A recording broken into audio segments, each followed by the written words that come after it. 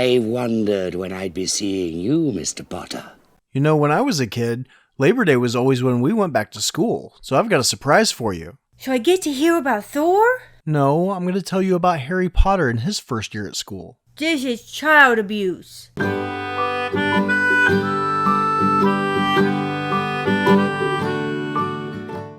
Harry Potter has come to Hogwarts. So this old guy, Professor Dumbledore, walks out of the woods and steals all the electricity to refill what looks like his butane lighter. Oh, that's rotten luck. And this cat turns into an old woman, Professor McGonagall.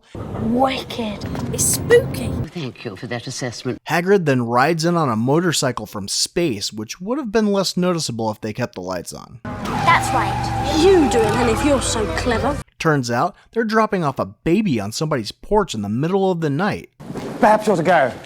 Might wake up. And despite them thinking that this kid, Harry Potter, is important, they don't even ring the doorbell to wake the family up. They're just gonna leave him out in the cold? It was an extremely foolish thing to do. And that's not the really messed up part. They left a note with this kid, and this is how the lady that lives there is gonna find out that her sister's dead. Brutal! Sorry about your sister, now raise this little bastard. And then, if you please, she went and got herself blown up, and we got landed with you. No wonder she hasn't got any friends. They're the worst sort of muggles imaginable. They really are. Exactly. So years go by, and we see that these people suck. Nonsense. They make him sleep in a room that they lock him in under the stairs. I don't understand. Is that bad? And apparently, they never use a vacuum.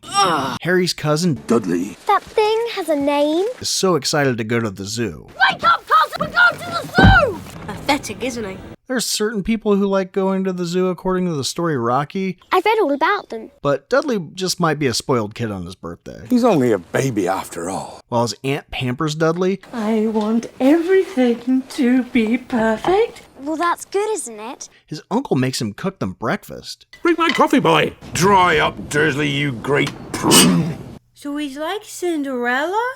Yeah, Dudley's pretty much as annoying as two stepsisters. 36, but last year I had 37! Oh, for God's sake, pull yourself together, man. As they leave, his uncle tells him to behave. Is he a troublemaker? We don't have any reason to believe that he is.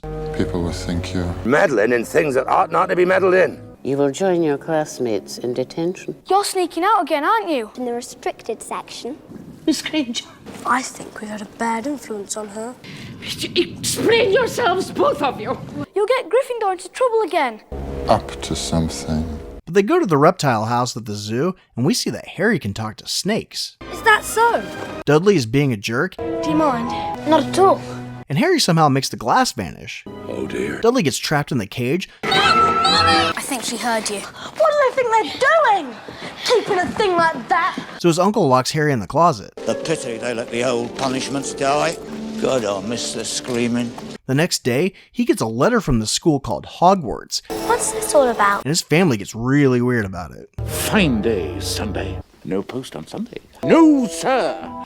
Daddy's gone mad, hasn't he? A whole bunch of owls keep delivering letters, and the uncle is trying to stop them from getting to Harry. You'd think that they'd be excited about getting rid of him, though. Apparently not.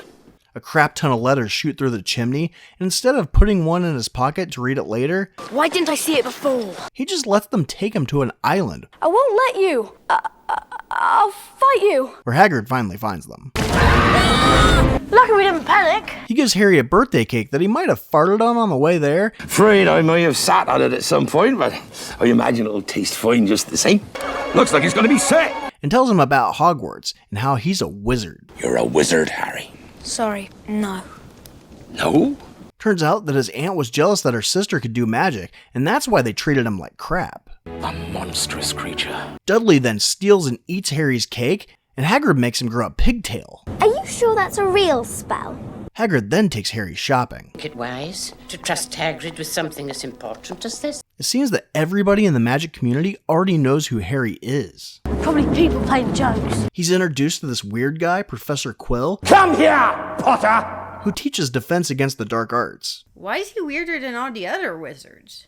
Well, he's nervous and twitchy and refuses to touch Harry for some reason. He's boring. But never mind that, they've got shopping to do in Diagon Alley. And this is the best place to get all your wizarding tools. And there must be a locker room or something because all the people are in robes and hats, but they're still in London. It's crazy. Do these people change when they get there, or do they walk around London dressed in Renaissance clothes like weirdos? What are you looking at? But before they can go shopping, they have to go to the bank. And we find out that Harry's rich. This complicates things a bit. And Hagrid is on a secret side mission. I shouldn't have said that. I should not have said that. Harry goes to get a wand while Hagrid does some other stuff. A wand guy says, The wand chooses the wizard, Mr. Potter. but still lets Harry break some of his stuff first. You're going to take someone's eye out. Then he gets a wand that makes him feel like he's chewing 5 gum. New 5 gum. Stimulate your senses. And it happens that the kind of wand he gets is the same as this other wizard. What other wizard? He won't tell us. That's top secret, that is. But apparently he did great things. Terrible, but great. Then Hagrid shows up with a bird, and Harry asks him about his parents' death. No more questions. Don't ask any more questions. He tells him about Voldemort. Shh. We do not speak his name. Turns out that he tried to kill Harry as a baby, but only cut his forehead. And now everyone knows him as The boy who lived. So even though they're both going to Hogwarts, Hagrid ditches Harry at the train station. There, Hagrid. It's not really goodbye after all. Luckily, some lady says the word muggles, and that gets his attention. And they also say platform 9 3/4. 9 3/4. Think you're being funny, do ya? And it's a good thing, because he would have never known to run into a brick wall without the Weasleys. Good luck. They're this family of magical gingers who just shout out exposition. Who doesn't? On the train, Ron Weasley shares a cabin with Harry, and they try to get diabetes. It's dangerous. And this girl Hermione comes in and fixes Harry's glasses. That was bloody brilliant. I'm not sure if Ron has a rat as his familiar, or it just came out of his poor people luggage, but there's one running around the cabin. Thanks. Anytime. Hagrid meets them at the train station and puts them on some boats. So Hagrid made Harry go on the train alone just to meet up with Harry later. Well, we wouldn't have met anyone else if he stayed. They then have to put a hat on who tells them who to be friends with. This is probably the one school that doesn't worry about lice. It's an outrage. It's a scandal. This kid that's clearly a turd because of his slick back hair introduces himself and wants to be friends with him because he's famous. Dumbledore tells them to stay out of the dark forest and the 3rd floor corridor. What's in there, Hagrid? Can't tell you, Harry. Hogwarts business. So of course you know they're gonna go there later. It's forbidden. Harry's scar hurts when he sees this guy Snape staring at him. Harry, what is it? They all end up putting the talking hat on, and all the good characters end up in Gryffindor. Hufflepuff! A bunch of ghosts show up for no reason and ruin everybody's appetite. Hello! And they do learn things at the school. Leviosa. But it's mostly things they'll have to know for the end of the story. Harry and Ron are running late for class, and they think they made it unnoticed, but we've already seen McGonagall's pussy, and know that's not true. Holy cricket. The next morning in potions class, we see that Hermione is a teacher's pet. Just like Kent. I've done everything you ever asked me to. Kinda. But she actually knows what she's talking about. Besides, you're saying it wrong. It's Leviosa, not Leviosa. They then have a very dangerous PE class where they have to fly around on broomsticks. This kid Neville almost kills himself while this teacher sucks at her job. Well, like most PE teachers. Come back down this instant! Malfoy steals Neville's toy, and Harry flies after him to go get it back. Well done! And instead of getting expelled like the teacher threatened, he ends up joining a sports team. I thought that was a joke. The self-moving stairs take them to the forbidden 3rd floor. Didn't see that one coming. Apparently not. Instead of turning back, they run from the janitor's cat and almost get eaten by a 3-headed dog. Who told you about Fluffy? Hermione points out that there was a trapdoor under the dog, and then they go to bed. Nighty-night. The next morning, Harry learns about this game Quidditch, Do you really think it's safe? and Harry's job is to chase the golden snitch. Like Viper and Top Gun? Exactly. Hollywood, you're looking good. I'm going after Viper. And if you catch the golden snitch, then everyone else on your team is basically just taking up space because you get all the points. Gentlemen, this school is about combat. There are no points for second place. In the dungeon! Want to see? Yeah. Turn around in the dungeon! Well, apparently there is a troll in the dungeon. Thought you ought to know.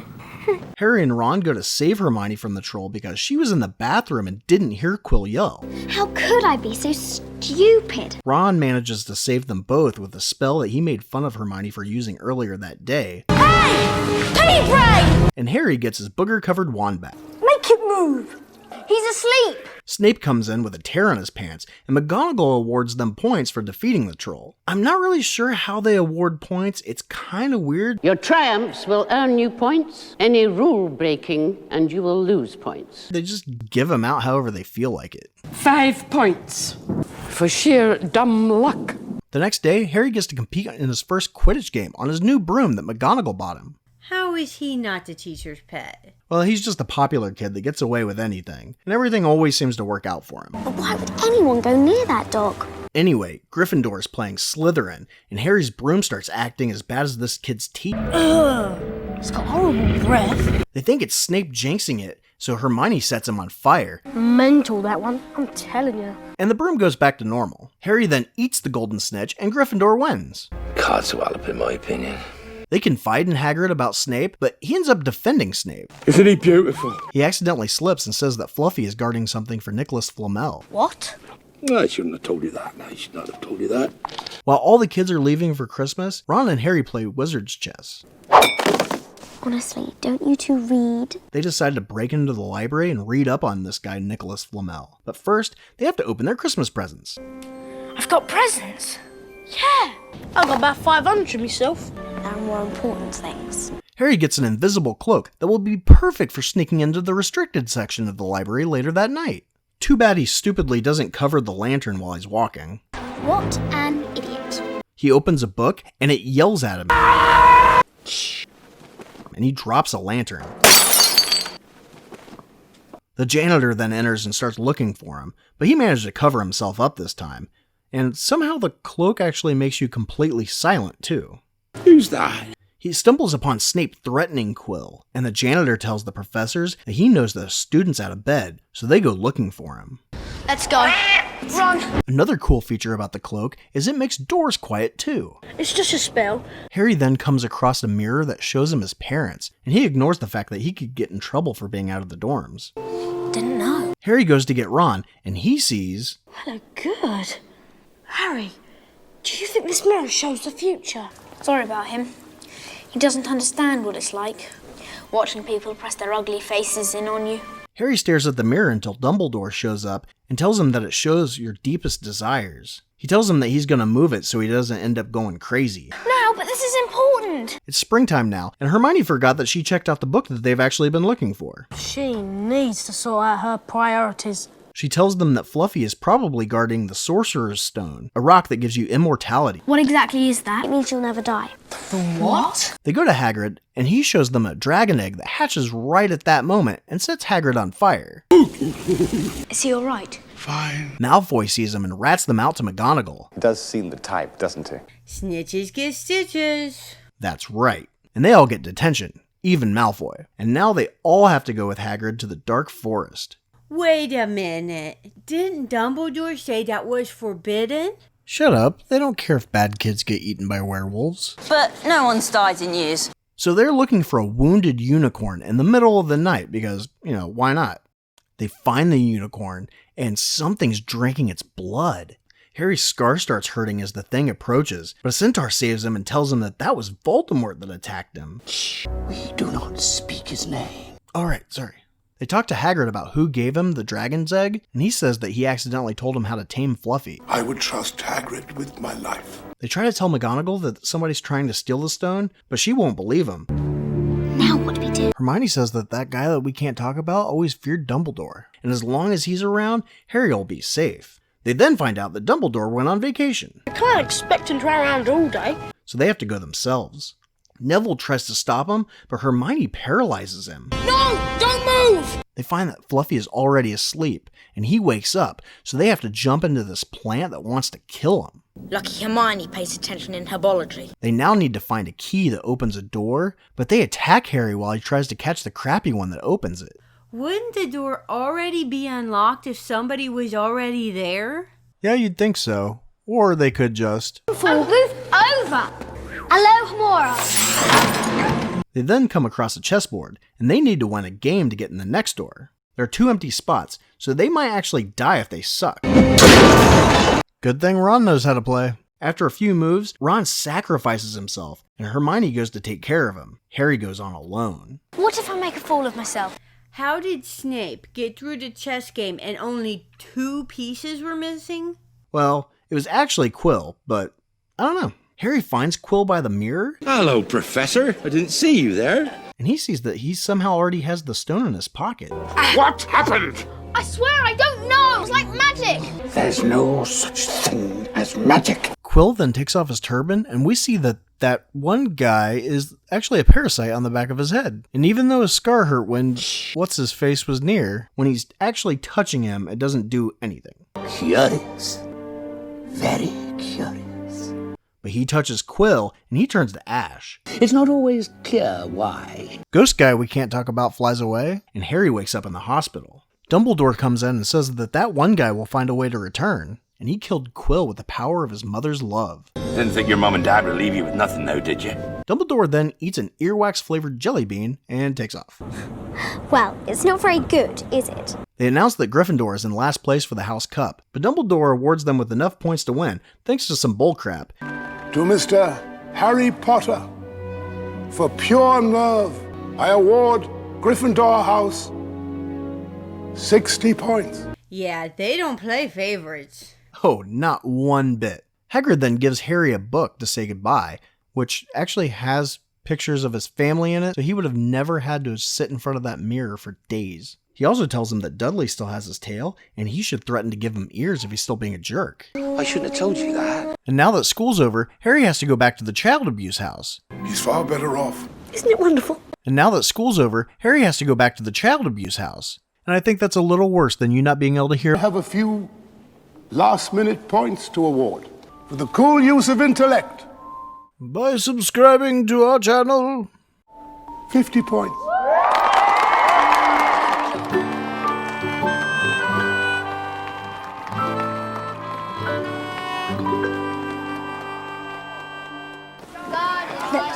No, stop. If you two don't mind, I'm going to bed before either of you come up with another clever idea to get us killed. Or worse, expelled.